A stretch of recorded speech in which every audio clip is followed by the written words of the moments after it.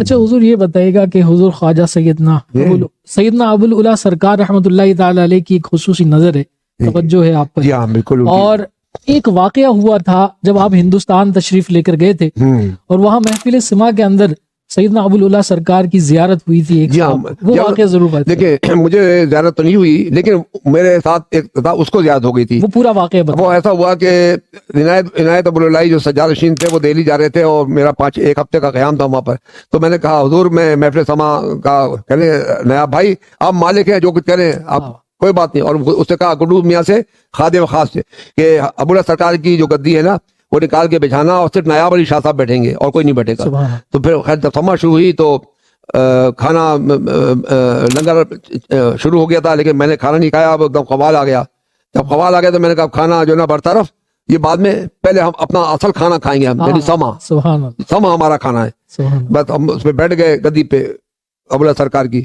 اور اس کے بعد اس نے قوال نے شروع کیا. کیا بات ہے، ایسا زبردست کلام جو ہمارے دادا حضور اور یعقوب میاں سنتے تھے اور یہ تمام عثمان میاں سارے چچا پیر، وہی کلام اس نے پڑھا بغیر کہے ہوئے. فارسی بھی، اردو بھی، ہندی بھی، سب وہی کلام پڑھے. اس پہ 6 مرتبہ میں وجد آیا. تو ایک موقع پہ ایسا ہوا کہ ایک دم سے قوال کی طرف منہ تھا ہمارا، ایک دم سے پتہ نہیں کیا ہو گیا کہ ایک دم سے وہ گھوم کے اور ابو العلا سرکار کے روزے کی طرف ہاتھ باندھ کر کے جو جھک گئے. وہ گڈو میاں جو خادم خاص ہیں وہ سجدے میں پڑ گئے. بعد میں گڈو میاں نے بتایا کہ حضور آپ جو کھڑے ہوئے تھے ابو العلا سرکار آپ کے سامنے کھڑے تھے، آپ ان کے آگے جھکے ہوئے تھے اور میں نے دیکھا کہ وہ آئے ہوئے ہیں. میں ان کو دیکھ کے جھک گیا. میں نے ایک مرتبہ پہلے بھی دیکھا تھا، اب دوسری مرتبہ دیکھا یہ. لیکن بہرحال یہ ہے کہ وہ آئے اور میں ان کے آگے جھک گیا بے ساختہ. اب مجھے نہیں پتا، میں تو مطلب کیف و مستی میں ڈوبا ہوتا، کلام کے اندر میں مست تھا، اس کی کیف و مستی کے اندر. اب ابو العلا سرکار کا روزہ ہے سامنے اور کیف و مستی ماشاءاللہ.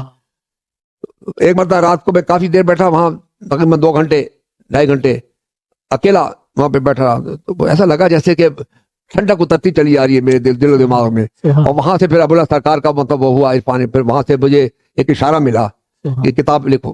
یہ کتاب امیر ابو العلا کتاب ہے نا، وہ آپ کو دیتے ہیں. ہاں وہ کتاب لکھی امیر ابو العلا ان کے.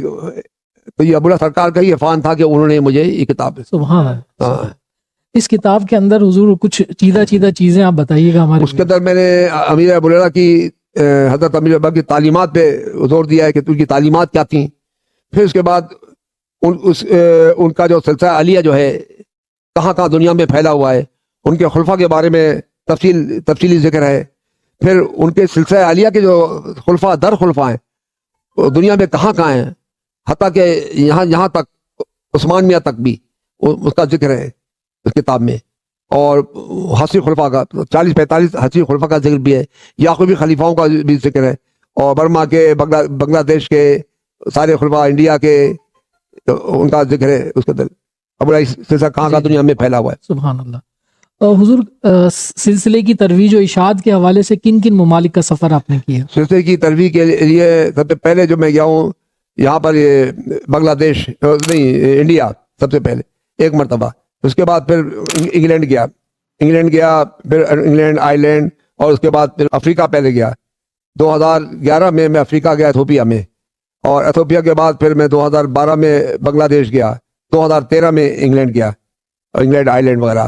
اور اس کے بعد پھر یہ دوبارہ پھر انڈیا گیا، پھر تیبارہ گیا، پھر 4 مرتبہ 5 مرتبہ انڈیا گیا. جاتا رہا، سال میں 2 مرتبہ گیا انڈیا. اور وہاں بھی سعودیہ گیا، دبئی گیا.